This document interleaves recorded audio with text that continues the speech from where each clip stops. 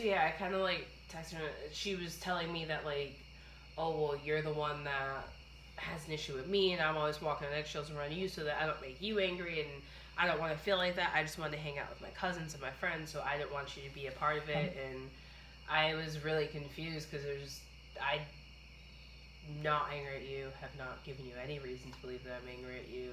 I haven't talked to you in a week. I just hit you up today to let you know, hey, like I hope everything's going good. Haven't heard from you in a while, whatever.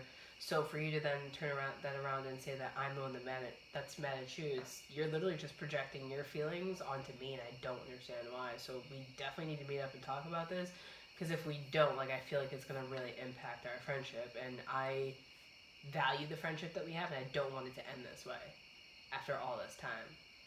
And like she had a history of like just kind of ghosting people, like kind of being very shady, like, oh well, I don't want to be around this person today, so I'm gonna go around them and talk to these people. Like she was very shady about that at times. I never thought it would get to the point where she would treat me like that, but that's where we were. So after you guys texted back and forth, then you never talked to her again, or no? So we met up at a park or whatever, and like I kind of explained to her, like, you know, this is literally how you used to treat your other best friend, Miranda. And like I watched that for a while. I told you how I felt about it. And I never thought it would get to the point where the way that you treated other people would be how you would treat me, because I thought we were closer than that. And then she started to bring up random shit. Like her boyfriend had like jokingly smacked my ass once. And I literally told him like, that's literally fucking gross. Don't do that ever again. With her present. So it's like, she brought that up, and I was like, I don't understand why you're bringing that to me when I'm not the one that touched him. He touched me, and I told him right there that that's not okay. And he said, sorry, joking, whatever. My bad, crossed the line. Like, that's an issue you have with your boyfriend. That's not an issue that you have with me. And then, like, she, like, basically said that she just wants me to understand that while we used to be attached at the hip and we used to do everything together, that she's in a relationship now, and people grow apart. You don't have to see them every day. You don't have to talk to them all the time. And I was just, I'm an adult. I have a lot of shit going on. I have a lot of family shit going on. I don't need to talk to someone every day. The issue was that when I really needed you as my best friend, you were not there, and that pissed me off. And then it just kind of started going in circles of her pretty much just saying that she wasn't comfortable with my relationship with her boyfriend, and I really kind of took a step back from the conversation at that moment. I was just like, so yeah, okay, I get it. Like I totally understand. Like if we have any more issues like this in the future, like we'll just talk about it. Like it wasn't even worth arguing at that point. That I didn't want her man. I don't know. And after that, like when I was literally in my car driving away, I was just like, I really have no fucking clue who I was just talking to, because she's a completely different person than who she used to be. And I don't know if it's jealousy, the insecurity, or what, but I don't know you, and I don't particularly like you. Like, I don't feel any form of attachment to you in this very moment.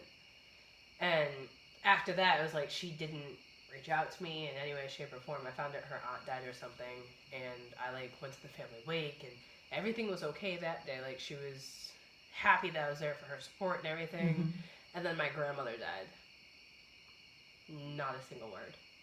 So after you guys met in the park, you never really, you went to a wake. Yeah, we weren't really talking, but it was like liking stuff on it. Like the dumb shit that like nowadays people do. Like your interactions are social media based, and you like this or you comment on this. It was pretty much that was the gist of our interactions, or sending each other memes or something through text message. And then like I went to a family wake or something. Like she really felt like I was intruding on her relationship, that I was like forcing them to spend that. So I was just like, okay, cool. I'll take a step back and give you the fucking space you want. But like, I was there for you, and like I didn't even, it didn't even cross my mind to not go to that wake. Like I call her mom mommy, like I call her grandparents grandpa and grandma, like her uncles and everybody. I'm invited to every family party. Like that family was my family, and the same thing was with my family. Only difference is she literally lived at my house for basically 6 years. Like, she spent more time at my house than hers. So for my grandmother to be sick, you know she's sick, you never made a point to visit her. Like, she asked for you. She couldn't even speak anymore. She could only spell out words in a tablet. She was still asking for you. And you knew this and never made a point to show. How did she know that? Did you tell her that? When this was all beginning, my grandmother rapidly deteriorated. Like, it was over the course of like 2 months. She went from walking, talking, going to the bathroom on her own, to being immobile in a chair or in a bed, not able to use the restroom, on a bedpan, not speaking. It was a very rapid deterioration over the course of like 2 months. And she knew all this because this was during the period where things were like a little bit difficult for us. So like, you never even made a point to go and see this woman, and this woman cared for you as like she cared for all of her other grandchildren. And like, it was during that period of silence, like before, like when we were only communicating through social media, where I was just like, I really started to resent her for that, and I had expressed to her like, hey, my grandmother wanted to see you, like, are you busy this week? I would get no answer. So it was like, I'm not going to fucking text you anymore if you're not going to answer my text messages and all this other stuff. So like, her relative died before my grandmother did. Yeah. And I didn't even have to think about it, whether we're like actually talking or not. That's my family. So I went, I paid my respects and everything. And then like, my grandmother died. Her grandparents sent flowers. Her mother showed up to the wake. Like, I got condolences from her entire family, and she didn't send a text. She didn't send anything. She didn't call. She didn't pretended like, as far as I know, pretend like it didn't happen. And it was literally like that night, and sometimes I wonder if it was due to her grief or what, but I was just, I'm fucking done with you. Like, and you told her that, or? I texted her and I said, I don't think we're friends anymore. I was like, you want to have a conversation about it? That's fine. We can have a conversation about it. You want to call me or meet up in person? That's fine. But I literally don't want anything to do with you anymore. And she never responded. She never reached out. My dad saw her and her boyfriend in the grocery store like 4 days later, and she gave her condolences then. So it was like, it's one of those situations where it's like, I don't know exactly what led to that sudden change where it's like, we went from being best friends attached to the hip, did everything together, to you randomly kind of deciding that you don't want me to be a part of your life anymore. Like, I really have no idea what caused that change. And I think that's where some of the annoyance at the mention of her name So think about that. from. You really have, so kind of objectively, you really have no idea why. Other than anything in relation to her boyfriend, I have no clue. I don't even know where that level of insecurity came from. Maybe they had a conversation about it. I don't know, but everything was peachy with the three of us. Like, we were the three fucking amigos at one point, but, and like... So, right. So, but, I mean, if you had to describe her personality, it's Ashley, right? Mm-hmm. So if you think about, you know, I mean,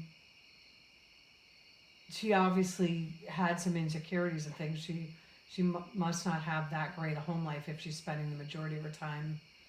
Well, it's not that she didn't have a great home life. It's just her dad left when she was like 10. So I've always known she had daddy issues. She latched onto my dad because she didn't have one. Right. So and then on top of that, like, I jokingly said it since we were 16. Wow, you're gonna get a boyfriend and we're like totally not gonna be friends anymore.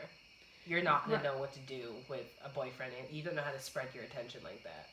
And you said that there were times that she had to come to your house, that you had to tell her to leave because she needs. Yeah, because she literally just, when she came, she just never left. She would sleep there for days on end, and it's like. Well, that's what I'm saying. That's not like somebody that has a healthy, well-rounded. Yeah, I think it was just because of her living situation. Like her grandma, her and her mom lived with her grandparents. Like her mom had a room, she had her own bedroom, whatever. And we would spend some nights at her house, but my house had a little more freedom. Like it was, like, my mom's a very strict person, but it's strict with, as long as what you're I'm within saying the is, limits. but I think you're being too literal. I mean, she obviously felt that home, like, I mean, if you literally had to send her home, there were some things, people usually want to sleep in their own bed and be in their own place. In this case, she was spending the vast majority of time at your house, which leads me to believe Yeah, she didn't it have was a literally great just home. because her grandmother was annoying. Well, but that she didn't have a father. Yeah. So I had like the full family. We had all the video That's what I'm games saying. and It's all not that about stuff. the beds. It's about feeling part of, a relationship. Yeah, but that's what really pissed me off, though. It's like, you were a part of this family for 10 years, and you literally just cut them off cold turkey. Stopped interacting with any of them. Stopped wanting to come over and see any of them. Stopped. Well, when she stopped, totally. what? It was like right after her relationship began. Like, and I get it. Like, that was her first actual boyfriend. That was her first actual everything. So, like, that was like a whole new fucking world to her. I totally get that part. But she literally, for the entire, like, as soon as she got a relationship, she stopped talking with my entire family. And that lasted for the entire, like, year and a half that I remained friends with them into their relationship. Like, as soon as she got a boyfriend, she cut my entire family off. And it was just the most bizarre thing ever. So, but you were still friends with, again, just, do you think it's just, it was more, you're saying things in very black and white terms, like, cut, but you were suffering, some of it could have just been she sounds like the type that when she gets into a relationship, she's all in to that thing because of some of, the insecurities. So, can you recognize that maybe it was just that she's spending all your time with this boyfriend. Well, then you add you guys are young and it's your first boyfriend, the first person you have sex with. That's a and you're putting somebody that you said has daddy issues. She's of course gonna Yeah, so and I totally get that. But like, it was something that we had talked about. Like, my family really misses you. They want you around, and I'll come over. And like, so I just don't understand how. But for a year and a half, you literally, and when I say this, it's not just because it's black and white, like that they were. No, meaning like you. It's like literally, she never saw them again. So, but when you said so it's because she made choices to always spend that time with the boyfriend. It's not that. That's just the immaturity of the person that you were friends with. That, it's not like for some reason she didn't want to see them. She didn't want to see them because now if the boyfriend had dumped her, she would have been over crying and the beer with you. Yeah, I totally got right. So, me. Huh? I said that never would have flew with me. But I guess what I want to spend the rest of the time with is. So you said people still talk about it or whatever. You guys were really close. I mean, you're saying you called her parents by their, as if they were, mom and So why would it be? Why do you find it annoying that her name still comes up? You still, 3 years. But you still have the same circle of friends. I mean, no, we don't. Like my circle is very, very small. Like. So you're saying you'll run into somebody that you used to know and they'll ask about her? Or? No. Like when I say my circle's very small, like I have 3 really, really, really close friends, and it's pretty much like the 4 of us. And then outside of that, I have friends, but they're not in the same town. Right. I have people that I still interact with and whatnot, but like we're not really close friends. But like. Everybody knows, like, we're not friends anymore. If it was just, like, someone from high school back in the day, it's like, yeah, how's Ashley? You guys were attached at the hip. I don't really get annoyed with that because it's like, the last time we actually had a conversation, I was still friends with her. So it makes sense that you would still make the assumption that we're still super close friends. Alexa, shut off the timer.